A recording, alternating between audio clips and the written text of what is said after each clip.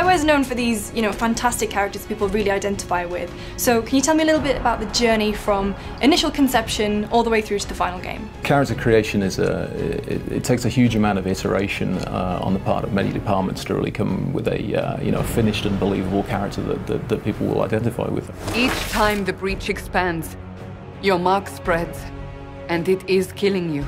So how do the writers and the artists work together? We could work in a bubble, I suppose, and write what the character is, the story, and so forth. And I think it's always better when we work as a team. We start working with the writers and the designers to really get an idea of the world, get an idea of how the characters are going to react to each other, their personalities, and then we take that to the concept artists, we start sketching it up. The visual appearance of the characters takes a lot of work and again takes a lot of iteration, so it could be hair or it could be the shape of the face. Making all these things look realistic enough for players to be able to get attached to is very, very difficult.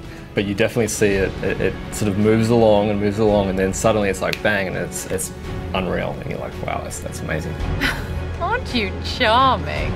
So you have that eureka moment where the character just sort of appears. I think you really do when and it's often actually quite late in development when there's a lot of tech that's been built and a lot of animation's been done and the voice actors have been working, and then at some point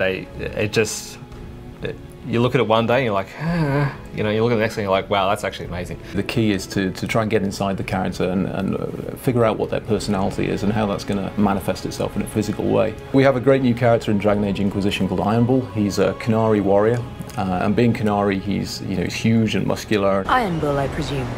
Yeah, the horns usually give it away. And he has some wonderful lines as well. He's voiced by Freddie Prinze Jr. He's brought a wonderful amount of personality to the character. And all these things go into the kind of iterative melting pot that the artist can work with.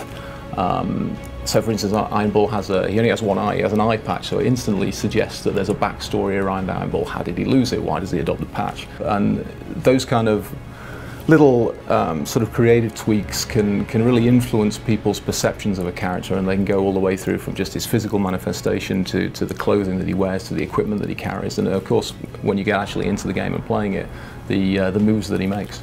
They'll put a detail on a piece of concept art and some part of their clothing, which they thought that might be interesting, and then we'll see that and we'll go, hey, that's kind of neat, and we'll sort of springboard off of that. There's a lot of stress that builds up as you make these games, and everyone's working so hard and you want everything to be perfect. So when you see things finally come together, whether it be characters or whether it be environments or story or acting, whatever that thing is that you just really want to nail, finally gets there, it's incredibly rewarding.